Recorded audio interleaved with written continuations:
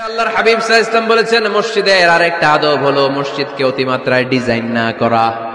বেশি ডিজাইন করা যাবে না। এমন ডিজাইন করা যাবে না যে এটা মসজিদ বোঝাই যায় না। এত লাইটিং ফাইটিং করে, এটা কি মসজিদ না কমিউনিটি সেন্টার বোঝাই যায় না। আছে না নাই?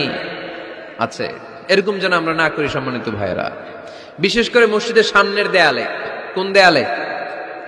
সামনের দেয়ালটা কেবলার দিকে যেই দেয়াল, এই দেয়ালটা হতে হবে ফ্রেশ, যাতে করে মানুষের দৃষ্টি আকর্ষণ না করে।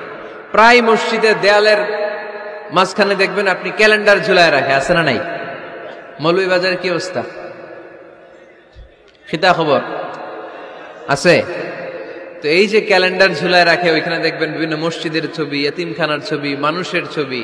তো মানুষ নামাজে পড়ে আবার ওগুলোও তাকায়, আছে না নাই? প্রথম কাতারে পরে ওইখানে কি লেখা এগুলা পরে, তার ডিস্টার্ব হচ্ছে না? এই মুসল্লির দৃষ্টি যাতে অন্যদিকে না যায়, এটা খেয়াল রাখতে হবে। যদি পারা যায় মসজিদের সামনে কোনো ঘড়ি টড়ি চলবে না। ঘড়ি মসজিদের পেছনের দেয়ালে, সময়সূচি পেছনের দেয়ালে, সব পেছনে। সময় কয়টা বাজে ওটা ইমাম দেখলেই চলবে, ইমাম এভাবে দেখে নিবে, আপনারাও দেখে নিবেন। কিন্তু সামনের দেয়ালটা যত সিম্পল করা যায়।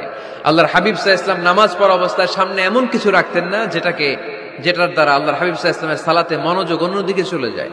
আমরা যখন সালাত পড়ি, যদি অন্যদিকে তাকাই, ফেরেশতার মাধ্যমে আল্লাহ একটা ডাক দেয়, বলে আকবিল, এই বান্দা ফিরে আয়, তোর নজর থাকা দরকার সিজদার জায়গায়, ফিরে আয়। আপনি আবার যখন অন্যদিকে তাকান, আল্লাহ বলে ফিরে আয়, সিজদার দিকে তাকা। আপনি আবার যখন ঘড়ির দিকে তাকান, আল্লাহ বলে আকবিল, ফিরে আয়, সিজদার দিকে তাকা। আপনি যখন আবার অন্যদিকে তাকান, তখন আল্লাহ বলে লা হাজাতা লি ইলা সালাতিক, তোর এই নামাজের দরকার আমার নাই। নাউজুবিল্লাহ পড়বেন না? তোর এই নামাজের দরকার আমার নাই।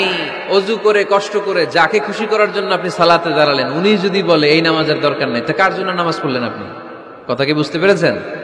এই জন্য এলাকার গণ্যমান্য ব্যক্তিবর্গ আছে, আমাদের চেয়ারম্যান সাহেব আছে, আরো অন্যান্য বিজনেস ম্যাগনেটরা আছে। আপনারা মসজিদ যখন নির্মাণ করবেন, সামনের দেয়ালটা যত সাদামাটা হতে পারে ততই ভালো। এমনকি জায়নামাজের মধ্যে এখন কাবা ঘরের ছবি আছে না নাই? আছে না? কি মুসলমান আমরা! নিজের কাবারে নিজে লাথি মারি নামাজের আগে, মনের অজান্তে নিজের কাবাকে নিজে লাথি মারছি। এরকম জায়নামাজ ব্যবহার করা নিষেধ। চিল্লায় বলেন ঠিক কিনা? সাদা ফ্রেশ জায়নামাজ বাজারজাত করেন। আপনাদের সিদ্ধান্তই ওনাদের ব্যবসা বয়কট হয়ে যাবে। আপনারা যদি এখন থেকে মসজিদের মিনারা আর কাবা ঘরে